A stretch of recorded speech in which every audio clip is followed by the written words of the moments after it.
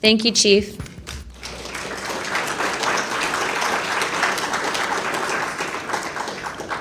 I now recognize Mr. Knapp for his opening statement. Good morning, Chairwoman Luna, Ranking Member, Ms. Crockett, and members of the task force. And Dina Titus, I just knew we were going to get you involved in this topic at one point. Great to see you here. I'm George Knapp, Chief Investigative Reporter at KLAS TV in Las Vegas. I began my pursuit of this weird mystery way back in 1987, and for 38 years, I've always approached this as a news story. It's not a matter of faith or belief. To me, it's a story, and it's an important one. I'm proud to be here alongside these witnesses today, men who have seen strange things and stepped forward to tell the world about it. Whistleblowers and witnesses who step up are routinely insulted, belittled, or worse. They risk their reputations, their careers, their clearances, their livelihoods, and sometimes much worse than that, even their freedom. I know that one of the goals of the task force here is to figure out ways to protect whistleblowers and witnesses, and it's a tall order because so many of the things that happen to witnesses like these are extra-legal. They're carried out by persons unknown, as Mr. Dave Grush, sitting up at the top of the room, knows all too well, including events in recent days that have happened to him. I want to share a couple of things that I've learned along the way on this long journey, and I submitted most of that in written form because I estimate that my statement here today would take about 4.5 hours. So I'm going to try to jump over and touch on the more important salient points. I submitted a detailed written statement for the record, and we'll go into a lot of that here. But the public has been told over and over since the late 40s, there's nothing to worry about here. These mysterious craft seen by millions of people in the skies, in the oceans, over the land are not real. They're not a threat. The witnesses are wrong. They're crackpots. Don't believe it. That changed for me. What got me hooked is the paper trail. Documents that were squeezed out of the U.S. government after the FOIA, Freedom of Information Act, became the law of the land. And those documents paint a much different picture than what the public, the press, and Congress have been told over many years. The documents from military and intelligence personnel behind closed doors admit that, quote, these things are real. They're not fictitious. They can fly in formation. They're evasive, and they outperform any aircraft known to exist, including ours. The public, of course, as I said, has been told something much different.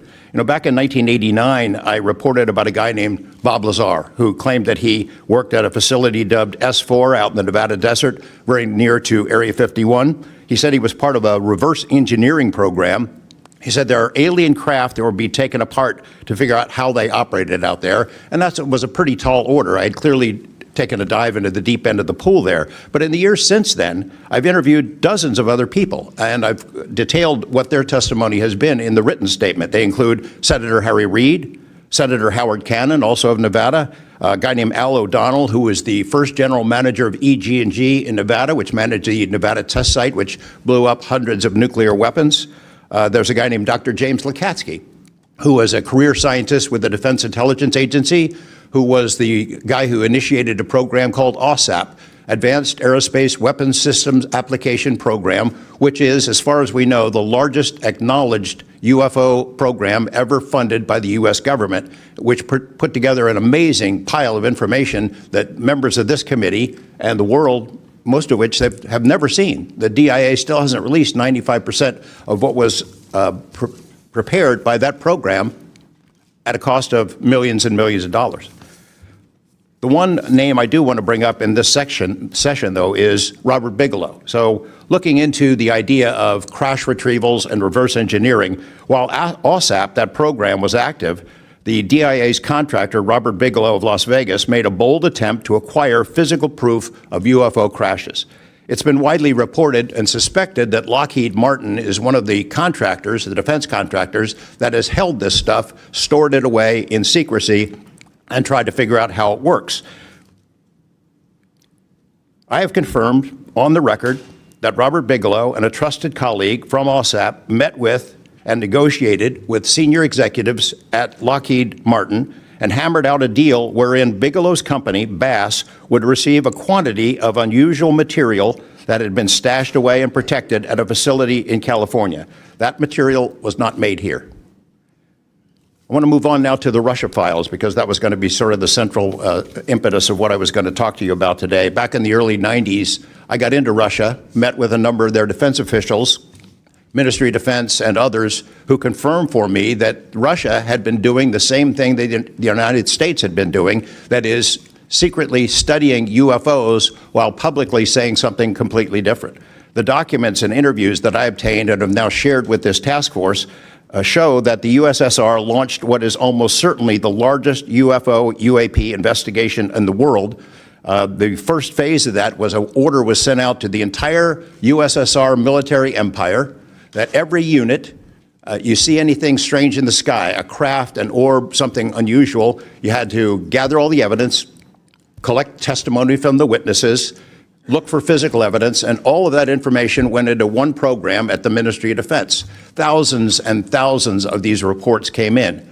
A lot of them were first routed to the KGB, but then back to another program that came after this collection effort called Thread 3. And Thread 3 was an analysis program. We have provided to the committee the documents of what they were trying to do, and essentially they were trying to build their own UFOs. They were using the information from their observations and studies to try to figure out the technology. The guy who was in charge of that program, Colonel Boris Sokolov, told me that their goal was to basically develop technology that would be superior to anything we had, based on what they learned from UFOs. Mr. Knapp, just in the name of time, Sure. to my understanding, did you have anything you wanted to submit for Congress to see in this committee? I have submitted those documents. Would you like to play any videos?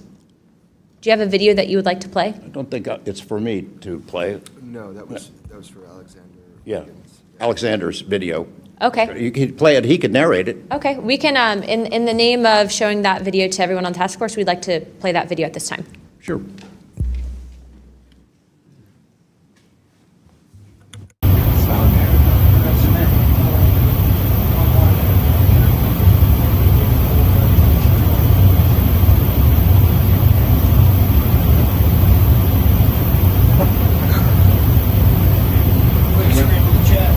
Wouldn't surprise you, I tell you. You call it the VVSS team. Yeah, like 22,000 feet.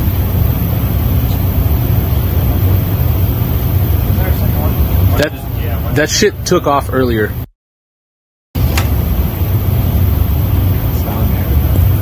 If we can get rid of the audio real quick. Mr. Wiggins and Mr. Knapp, we'll get back to what that video was in a moment, but we just want to make sure that it was entered into the record, as well as all the documents. Those will be able to be publicly found for everyone in the country to view. If we could, Mr. Knapp, we'll continue on the line of questioning, but I'm going to move on to Mr. Borland's opening statement. During a House Oversight Committee on Tuesday, UAP journalist George Knapp made startling claims about Lockheed Martin's involvement in UFO research. Knapp, who has spent over 30 years investigating UFOs and UAPs, discussed his findings and the ongoing secrecy surrounding the topic. He detailed how, over the years, the public had been misled by government statements that denied the reality of UFOs, often dismissing sightings as mere fabrications. Knapp shared that through a series of interviews and documents obtained under the Freedom of Information Act, FOIA, it became clear that the U.S. government had been aware of UFOs and their capabilities long before the public was ever told. According to Knapp, military and intelligence personnel acknowledged that these craft were real, able to perform evasive maneuvers, and outmatched any known human-made aircraft. One of the most eye-catching revelations was that Robert Bigelow, a contractor for the Defense Intelligence Agency, DIA, was involved in a project to acquire physical materials related to UFOs. Knapp confirmed that Bigelow's company, along with a trusted colleague, negotiated with senior executives at Lockheed Martin to secure a deal for unusual material that had been stored at a facility in California.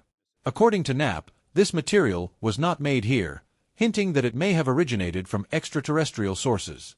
Knapp's testimony also delved into his discussions with Russian defense officials during the early 1990s, who confirmed that the USSR had run its own UFO investigation program, similar to the one conducted in the U.S. These findings pointed to a global effort to understand and potentially reverse-engineer UFO technology. Knapp highlighted Russia's Thread 3 program, which focused on using UFO data to develop superior technologies. The program, led by Colonel Boris Sokolov, was a top-secret initiative that aimed to give the Soviet Union an edge in aerospace technology. Knapp's contributions to the committee centered on the need for greater transparency in UFO investigations and the protection of whistleblowers and witnesses, who often face serious risks for coming forward with their testimonies. His long-standing investigation, bolstered by documents, interviews, and evidence, aims to challenge the prevailing narrative of UFOs as mere myth, revealing a much deeper and more complex story.